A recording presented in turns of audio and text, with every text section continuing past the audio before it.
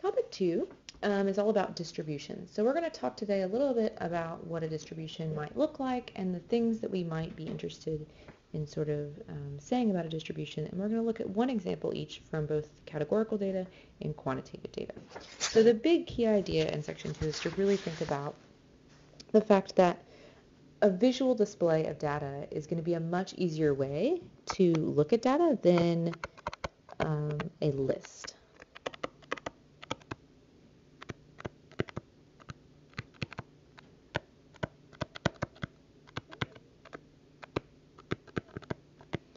And that's going to be kind of the big idea as we move sort of forward. And the other big thing that we want to think about as we start thinking about distributions and data that we talk about is to always remember stuff in context. And so you want to be really careful about when you start drawing things or when you start referring to data, that 12, for example, means nothing, but 12-pound baby means something. So you always want to refer to sort of what the 12 is describing. 12 by itself, not data, just a number. But a 12-pound baby, that's what your data is. So as you start talking about your distributions and your data that you're collecting, you want to make sure you always put it in context so that the reader really knows what you're talking about and what kinds of data you've collected. Okay, we're going to talk about two different kinds of distributions, sort of visual displays of distributions today. One for categorical variables and one for quantitative variables. So we'll look at each of them so you can kind of have a sense of what they look like. Quantitative. And then we'll certainly study more ways to display this data as the semester goes on, but this is just sort of our first sort of pass at how to maybe display some things visually. So for categorical data, we're going to focus on what's known as a bar graph. And a bar graph, there are kind of two different ways to draw it, and we'll look at these two different ways. What you might do is put your categories down here. So you might have maybe yes and no or something, right, in terms of a response. And then usually along this y-axis here, we're going to put the proportion. You can either use the frequency, which is the count, or you can use the proportion or the percent. And we usually generally like to use the percentage over anything else because of the fact that we can compare things easier if we look at percent over just looking at a count. So maybe we had, maybe these are like 10, 20, 30, like something like that. And maybe we had 20% of people that said yes, and then that means we would have maybe 80% that said no. And so that might be a general sort of very basic way that a bar graph might look.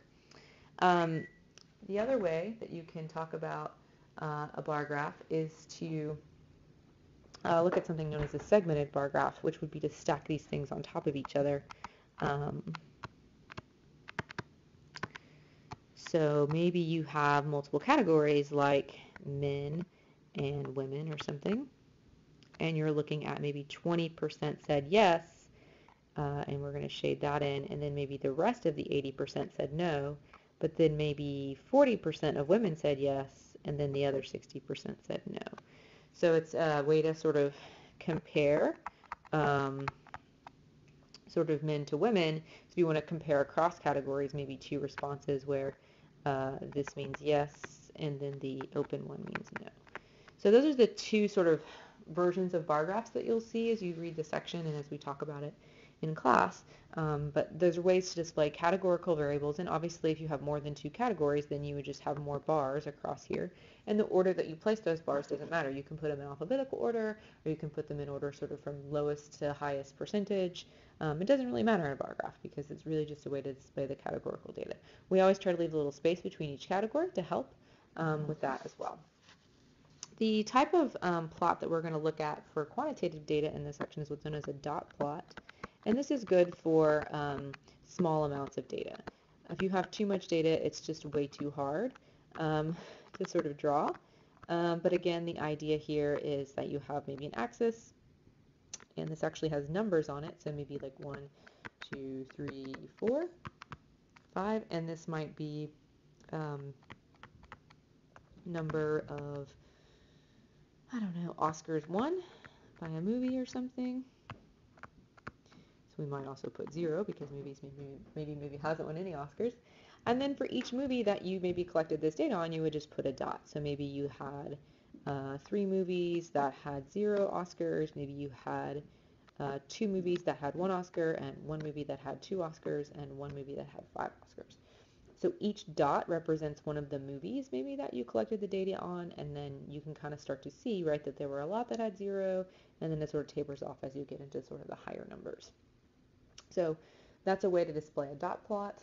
And then categorical data is best displayed for now as a bar graph. So those are the 2 kinds of things that we'll see when we look at distributions in class. The only other key concepts really from chapter 2 that we're going to look at is the difference between tendency and consistency. And again, we're going to look at that by sort of just looking at general shapes of things.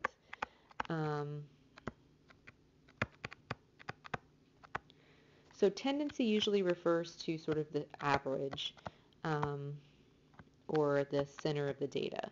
So when we ask a question about what the tendency is, I really want to know sort of what's the most common value or what value seems to be about in the middle. And this really refers to sort of quantitative data. You can talk about it generally with categorical data if there's something that appears like most often maybe, but it has a little less meaning because there's not really a scale as to like, that green is better than yellow or something. So you can talk about maybe what occurs most often in a categorical sense, but generally we talk about tendency with quantitative data and talk about it in terms of sort of what's average, what's center, what occurs most often. Those kinds of measures would be things that we talk about. The data tend to do this, right? So you can make some statements about that anytime you look at a picture of quantitative data. And then you can also kind of talk about consistency.